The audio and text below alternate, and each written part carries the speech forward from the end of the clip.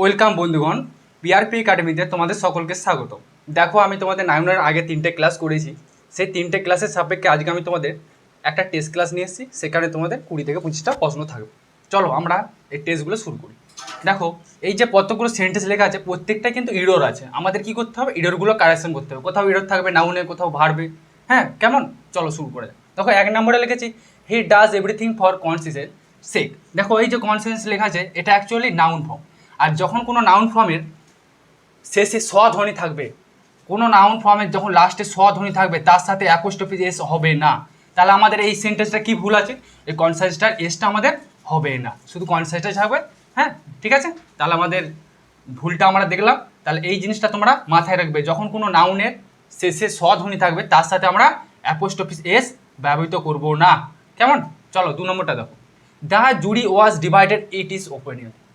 তার মানে দেখো, এখানে কি আছে? জুরিটা একটা কালেক্টিং নাউন, জুরিটা একটা কালেক্টিং নাউন, তার সাথে কি যোগ আছে?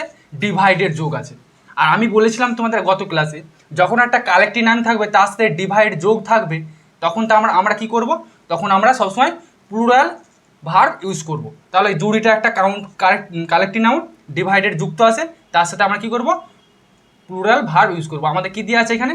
সিঙ্গুলার ভার্ব দেওয়া আছে। তাহলে আমরা কি করব? কারেকশন করে সিঙ্গুলারটা কেটে আমরা প্লুরাল করবো। তাহলে ওয়াজ এ প্লুরাল ফর্ম ওয়ার। কেমন? চলো 3 নম্বরটা চলো। দেখো, all his family members are lover of music. দেখো, অল হিজ ফ্যামিলি মেম্বার, এটা একটা দেখো শুনতে কেমন লাগছে? অল হিজ, তার সকল তার পরিবারের সদস্য। এটা একটা কেমন লাগছে না? কিন্তু অ্যাকচুয়ালি ইংরেজি ভাষা এইভাবে ইউজ করতে না। এখানে কি করতে হবে? অ্যাকচুয়ালি এটা হবে all the member of his family. এটা আমরা কারেকশন করলে কি হবে? অল হিজ ফ্যামিলি মেম্বারটা কারেকশন করলে আমাদের হবে all the members of his family are lovers of music. হ্যাঁ, এই জায়গাটা তোমরা একটু দেখে রাখবে। হ্যাঁ, 4 নম্বরে দেখো কি লিখেছি, what is your date of birth. দেখো, এই যে সেন্টেন্সটা লেখা আছে, এই সেন্টেন্সটা যদি আমরা বাংলা করি কি হবে? কি হয় তার তারিখের জন্ম, বা তার তারিখের জন্ম কি হয়। তাহলে আমরা কি জন্মটা জানতে চাইছি? না, অ্যাকচুয়ালি জন্মটা জানতে চাইনি, আমরা চাইছি কি তার ডেটটা জানতে।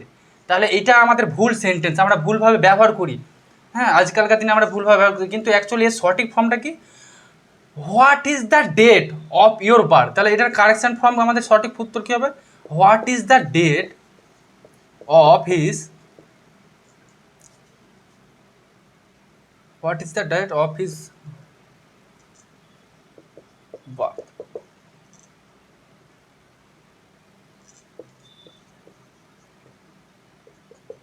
তাহলে বুঝতে পারছো? দেখো, এটার কারেকশন ফর্ম কী করলাম? What is the date, what is the date of your birth. কেমন? এই জিনিসটা তোমরা মাথায় রাখবে যে ডেটটা যেটা আমরা জানতে চাইছি সেইটা আগে রাখবো, দ্য ডেটটা আমরা হোয়াটের সাথে যুক্ত রাখবো। হোয়াট ইজ দ্য ডেট মানে ডেটটা জানতে চাইছি, তার আমরা জন্মটা জানতে চাইনি যে জন্মটা কবে হয়েছে না কি, জন্মটা কি সেটা জানতে চাইনি, আমরা শুধু ডেটটা জানতে চাইছি। সেই জন্য কী হবে? What is the date of your birth. কেমন? দেখো, 5 নম্বরে যে সেন্টেন্সে লেখাছি, he does not know even the alphabets of English. এখানে আমরা কি ভুল আছে? কোন নাউনের ভুল আছে? তবে অ্যালফাবেটস, অ্যালফাবেট মানে কি? অ্যালফাবেট মানে বর্ণমালা। অ্যালফাবেট মানে কি? বর্ণমালা। অ্যালফাবেট অ্যাকচুয়ালি একটা প্লুরাল ফর্ম। হ্যাঁ, ধরো এ থেকে জেড পর্যন্ত আমরা এর পুরো সম্পূর্ণটাকে কী বলবো? অ্যালফাবেট বলবো। কেমন? আর প্রত্যেকটাকে আমরা কী বলবো? এ বি সি ডি, এগুলোকে এক একটিকে লেটার বলি। হ্যাঁ, তাহলে অ্যালফাবেট যেহেতু একটা প্লুরাল ফর্ম, তার সাথে আমরা কখনো এস ব্যবহৃত করব না, এস যুক্ত করব না। এটা তোমরা মাথায় রাখবে। কেমন? 6 নম্বরে কি ভুল আছে দেখো, he put his sign to the letter. He put একটা ভার ব্যবহৃত হয়েছে, হিজ সাইন, এখানে সাইনটাও দেখো একটা ভার হিসেবে ব্যবহৃত হচ্ছে, টু দ্য লেটার। লেটারের সাইন, এটা সাইনটা অ্যাকচুয়ালি ভার ফর্ম। তাহলে ভার্বের আমরা এটাকে নাউন ফর্ম করতে হবে। হিজ সাইন এটা একটা ভার ফর্ম, সাইনটাকে যদি আমরা নাউন ফর্ম করি তাহলে কী হবে? সিগনেচার। সাইনের নাউন ফর্ম সিগনেচার। তাহলে আমরা 6টা একটু কারেক্ট করলাম। এরপরে দেখো আমরা শুরু করবো আরও 6টা। দেখো নেক্সট 7 নম্বর দেখো, এস রয় মানে Satyajit Ray was one of Indians most talented film maker. মানে সত্যজিৎ হয় একজন ভারতীয় মোস্ট ট্যালেন্টেড ফিল্ম মেকার। এখানে কি আছে? ওয়ান অফ আছে। যখন কোনো একটা সেন্টেন্সে ধরো ওয়ান অফ অল, এনি, আদার এইসব যখন থাকবে কোনো একটা শব্দে, তখন সেই শব্দগুলোর সাথে সবসময় কী ইউজ হবে, প্লুরাল নাউন ইউজ হবে। এই সব শব্দগুলোর সাথে সবসময় কী ইউজ করবো আমরা, প্লুরাল নাউন। কেমন? তো আমাদের দেখো নাউন আমাদের কী আছে, এখানে নাউন আছে আমাদের মেকার, তাহলে মেকারটা আমাদের সিঙ্গুলার নাউন, তাহলে সিঙ্গুলারের যে প্লুরাল করতে গেলে আমাদের কী করতে হবে, মেকারটার সাথে এস যুক্ত করে দিতে হবে, তাহলে আমাদের এই সেন্টেন্সটা কারেক্ট হয়ে যাবে। কি বললাম, ধরো কোনো একটা সেন্টেন্সে যখন ওয়ান অফ, অল, এনি, হ্যাঁ, মোস্ট আদার, আদার, এই শব্দগুলি যখন থাকবে তার সাথে সবসময় আমরা প্লুরাল নাউন যুক্ত করব। কেমন? যেমন এটাতে করলাম, ওয়ান অফ যুক্ত আছে, আমরা নাউনটার সাথে এস যুক্ত করলাম। কেমন? 8 নম্বরে দেখো, if the cattles enter the field please drive them out. দেখো ক্যাটেল, এই ক্যাটেল শব্দটা অ্যাকচুয়ালি প্লুরাল নাউন। কেমন? তার সাথে আমরা কখনো প্লুরাল নাউনের সাথে আমরা কখনো এস যুক্ত করতে পারি না। হ্যাঁ, যেমন ধরো ক্যাটেল আছে, পুলিশ, তারপরে আরও এইটা ফিজিক্স, ম্যাথ, এইসবগুলোর সাথে আমরা কখনো এস যুক্ত করতে পারি না। যে ক্যাটেল অ্যাকচুয়ালি একটা প্লুরাল নাউন, এর সাথে আমরা কখনো এস যুক্ত করতে পারি না। এস যুক্ত করলে কী হয়ে যাবে, সেন্টেন্সটা আমাদের ভুল হয়ে যাবে। এটা তোমরা মাথায় রাখবে। কারণ 9 নম্বরে কি এক্সাম্পল দিয়ে রেখেছি, my brothers in law, my brother in law আর লিভ ইন বোম্বে। এটা একটা plural form, brothers in law, কিন্তু আমরা অ্যাকচুয়ালি জেনেছি আগের ক্লাসে যে যখন এইরকম brothers in law, mothers in law, fathers in law, হ্যাঁ, এইসব থাকবে, তখন আমরা যে প্রথমের যে ব্রাদার, মাদার, ফাদার যে নাউনটি থাকবে তার সাথে এস যুক্ত করব, এবং তারপরে যে লজ কোথাটি যুক্ত থাকবে, ল কোথাটি, তার সাথে আমরা এস যুক্ত করব না। এটা হচ্ছে কি একটা প্লুরাল ফর্ম নাউন। কেমন? আবার যদি ধরো থাকতো গ্র্যান্ড সন্স, হ্যাঁ, তাহলে কী হবে, তারপরে আমরা সন্সের সাথে এস যুক্ত করব। কেমন? তারপরে দেখো 10 নম্বর example, his service have been terminated. তাহলে কি, এখানে হিজ সার্ভিসটা অ্যাকচুয়ালি নাউন হওয়ার কথা, এবং হ্যাভ বিন টার্মিনেটেড একটা ভার্ব, ঠিক আছে? কিন্তু অ্যাকচুয়ালি দেখো সার্ভিস কথাটা একটা ভার্ব ফর্ম।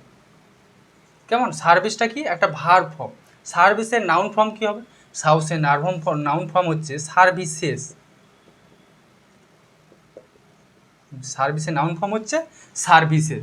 তোমাদের এরকম ধরো noun form, verb form, adjective form, হ্যাঁ, এরকম যে ফর্মগুলো থাকে একটা ওয়ার্ডের যে বেস ফর্ম সেটা থেকে, বেস ফর্মটাকে তো আমরা নাউন ফর্ম বলি, এর আবার যেটা থাকে অ্যাডজেক্টিভ ফর্ম, ভার্ব ফর্ম, এগুলোর একটা লিস্ট আমি তোমাদেরকে একটা আলাদা ক্লাসে জানাবো, ঠিক আছে? ভয়ের কিছু নেই। ধরো 11 এক্সাম্পলটা দেখো, some of the guest were sitting on the ground of the room. দেখো এখানে লেখা আছে গ্রাউন্ড অফ দ্য রুম, তাহলে গ্রাউন্ড মানে কি, গ্রাউন্ড মানে কি জানি আমরা মাঠ, কিন্তু রুমের ভিতরে মাঠ থাকে অ্যাকচুয়ালি না, এটা সেন্টেন্সটা পুরো ভুল আছে। তাহলে আমাদের এখানে গ্রাউন্ডটা চেঞ্জ করে কী করতে হবে, ফ্লোর করতে হবে। ফ্লোর মানে কি, মেঝে। তাহলে রুমের মধ্যে যে মেঝে আছে সেখানে সে বসে আছে সিটিং উইথ গেস্টরা, তাহলে কী করবো, গ্রাউন্ডটার জায়গায় আমরা কী করবো, ফ্লোর। তাহলে আমাদের সেন্টেন্সটা কারেক্ট হয়ে যাচ্ছে। দেখো 12 এক্সাম্পলে কী আছে, she has lost A 100 rupees note. যখনই এইরকম থাকবে 100 রুপিস বা 2 ইয়ার্স, 3 ইয়ার্স, তারপরে যদি কোনো নাউন ফর্ম থাকে, তারপরে যদি নাউন ফর্ম থাকে, তার আগে আমরা এসটা ব্যবহৃত করব না। তার মানে আমি কি বলতে চাইছি, ধরো কোনো একটা নাউন আছে, তার আগে আমরা যখন ধরো রুপি বা ইয়ার, এদের সাথে এস যুক্ত করব না। কেমন? যখনই কোনো একটা নাউন থাকবে তার আগে যদি রুপি, ইয়ার্স কোথাগুলো যুক্ত থাকে, তার সাথে আমরা এস যুক্ত করবো না। এটা তোমরা মাথায় রাখবে। চলো নেক্সট শুরু করি। দেখো 13 নম্বরে কী রেখেছি আমি, the magistrate has passed order for his release.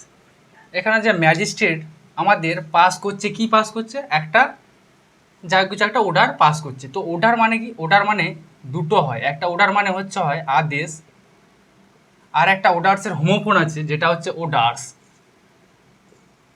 এর মানে হচ্ছে নির্দেশ। তার মানে আমাদের ম্যাজিস্ট্রেট কি করে, আদেশ করে না নির্দেশ করে? ম্যাজিস্ট্রেট নিশ্চয়ই নির্দেশ করে। তাহলে আমরা কি করব, এই যে অর্ডার্সটাকে কেটে আমরা কি করব, অর্ডার্স করে দেবো। অর্ডার্স মানে আদেশ, আর অর্ডার্স যদি এস যুক্ত থাকে তাহলে নির্দেশ। তাহলে আমাদের ম্যাজিস্ট্রেট কি করে, নির্দেশ দেয় বা ক্রম করে। অর্ডার্স মানে নির্দেশ বা ক্রম। হ্যাঁ, বুঝতে পারছো? চলো এরপর 14 নম্বর কি এক্সাম্পল দিয়েছি, দ্য ফ্লক অফ লায়ন্স। দেখো ফ্লক অফ নাউন একটা কালেক্টিভ নাউন দিয়ে দিয়েছে। দেখো নাউন, লায়নটা কি আছে, প্লুরাল নাউন, হ্যাঁ, আর ফ্লকটা কি একটা কালেক্টিভ নাউন, কিন্তু লায়ন্সের সাপেক্ষে ফ্লক হয় না। ধরো আমরা কী দেখি, এ ফ্লক অফ বার্ডস, ফ্লকটা আমাদের কী ক্ষেত্রে হয়, বার্ডসের ক্ষেত্রে হয়। তাহলে লায়নের ক্ষেত্রে কী হয়, লায়নের ক্ষেত্রে আমাদের কালেক্টিভ নাউন হয় pride, a pride of lion. এরকম যে কালেক্টিভ নাউন একটা ক্লাস করেছিলাম, তোমরা পারলে ভিডিওটা দেখে নেবে, আগের ক্লাসই রয়েছে। হ্যাঁ, প্লে লিস্টে যাবে এবং ভিডিওটা একটু দেখে নেবে, বেশিক্ষণে নয়। 15 নম্বর এক্সাম্পল কি দিয়েছি, you can get all the information you want to this book. তাহলে দেখো ইনফরমেশান এস যুক্ত আছে, কিন্তু ইনফরমেশান অ্যাকচুয়ালি কি, ইনফরমেশান অ্যাকচুয়ালি একটা প্লুরাল নাউন, তার সাথে আমরা কখনো এস যুক্ত করতে পারি না। তাহলে আমাদের কি হবে, এসটাকে আমাদের অমিট করতে হবে, অর্থাৎ এসটাকে বাদ দিতে হবে। পরের এক্সাম্পল কি দেখেছি, এ ট্রেনের gang of sailors was employed on the ship. মানে সেলর মানে নাবিকরা জাহাজের কিছু একটা কাজ ফাজ করে, সেজন্য দেখো কী লিখেছে, এ ট্রেনের গ্যাং অফ সেলর, এটা একটা কালেক্টিভ নাউন, কেমন। তাহলে এইখানে দেখো এই যে গ্যাংটা একটা কিসের ক্ষেত্রে হয়, গ্যাংটা কোনো মিউজিশিয়ান বা কোনো একটা যারা ডাকাতি তাদের ক্ষেত্রে গ্যাংটা হয়, কিন্তু সেলরের ক্ষেত্রে কী হয়, সেলরের ক্ষেত্রে আমরা কালেক্টিভ নাউন হিসেবে কী করি, ক্রিউ করি, CREW, ক্রিউ। তাহলে কী লিখবো, এ ট্রেনের crew of sailor was employed on the ship, কেমন। তাহলে কালেক্টিভ নাউনটা তোমরা ভালো করে দেখবে। তারপর 17 নম্বর কী লিখেছি, অ্যান আর্মি অফ পোয়েমস। দেখো এইগুলো একটা কালেক্টিভ নাউন। তাহলে কি আর্মিটা আমাদের কোন ক্ষেত্রে হয়, আর্মিটা যে কালেক্টিভ নাউন সেটা আমাদের সোলজার নাউনের সাপেক্ষে হয়, কেমন। তাহলে আমাদের পোয়েমের ক্ষেত্রে কী হবে, পোয়েমের ক্ষেত্রে যে আমাদের কালেক্টিভ নাউনটা হয় সেটা হয়, এটা মুছে দিচ্ছি আমি, দেখো অ্যানথোলজি হয়। তাহলে অ্যানথোলজি অফ পোয়েমস, কেমন। এরপর দেখো লিখেছি, এ গ্যালাক্সি অফ গিজ। গিজ মানে কি, গিজ মানে হচ্ছে হাঁস বা রাজহাঁস কিছু বোঝাচ্ছে। তাহলে গিজ বা রাজহাঁসের ক্ষেত্রে আমরা কোন কালেক্টিভ নাউন ইউজ করি, আমরা ব্যবহার করি গ্যাগেল। এখানে তাহলে আমাদের কী হবে, গ্যাগেল।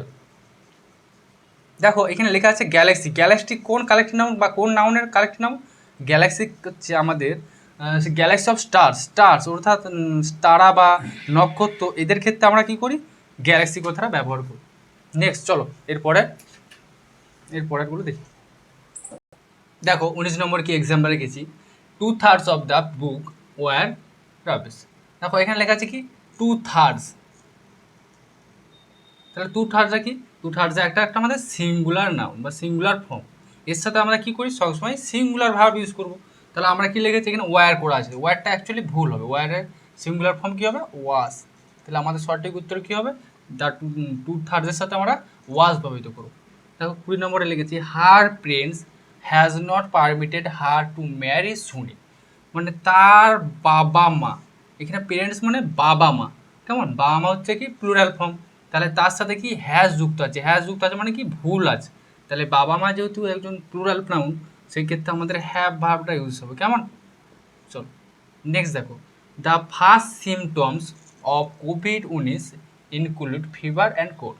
দেখো লেখা আছে দ্য ফার্স্ট সিমটমস, সিমটম মানে কি লক্ষণ, আর সিমটমস বলে কিছু হয় না, সিমটমটাই অ্যাকচুয়ালি প্লুরাল ফর্ম, তার সাথে এস আমরা যুক্ত করতে পারি না, তাহলে এসটা আমরা কী করবো, অমিট করবো। পরের 22 নম্বর এক্সাম্পল কী দেখেছি, the bike seats are very comfortable. এখানে দেখা যাচ্ছে বাইক সিটস মানে যখনই দেখবে কোনো একটা নাউনের সাথে অ্যাপোস্ট্রফি এস যুক্ত করা আছে, তার মানে কি, অ্যাপোস্ট্রফি এস যুক্ত করা মানে হচ্ছে কোনো কিছু অধিকার বোঝাবে, অ্যাপোস্ট্রফি এস মানে কি, কোনো কিছু অধিকার বোঝাবে। আর যখন আমরা যদি বলি যে অফ যুক্ত করা, কোনো একটা সেন্টেন্সে যদি অফ লেখা না থাকে দুটো নাউনের মাঝে, সেক্ষেত্রে আমরা কি অফ মানে কি, যুক্ত করব।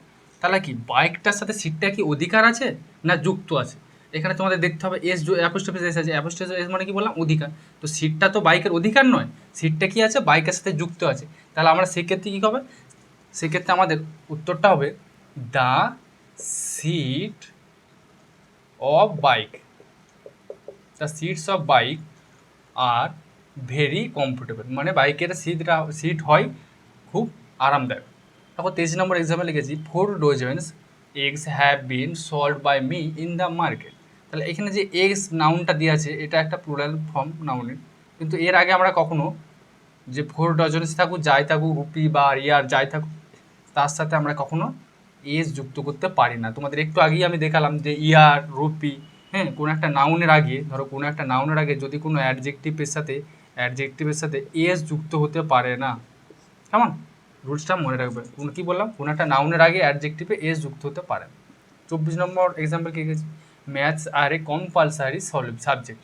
মানে ম্যাথটা কি, ম্যাথটা অ্যাকচুয়ালি একটা প্লুরাল ফর্ম, তাহলে সেই সাথে সাথে কখনো আমরা এস যুক্ত করতে পারি না। ম্যাথস আমরা কখনো বলতে পারি না, সবসময় কী হবে ম্যাথ, কেমন? তাহলে আমাদের এই 24টা সলিউশন আমরা করালাম পরপর, তোমরা দেখবে, যদি অসুবিধা হয় আরেকবার দেখে নেবে। হ্যাঁ, পরবর্তী ক্লাস আমার থাকবে প্রোনাউন সম্বন্ধে। চলো আজ এখানেই শেষ করলাম।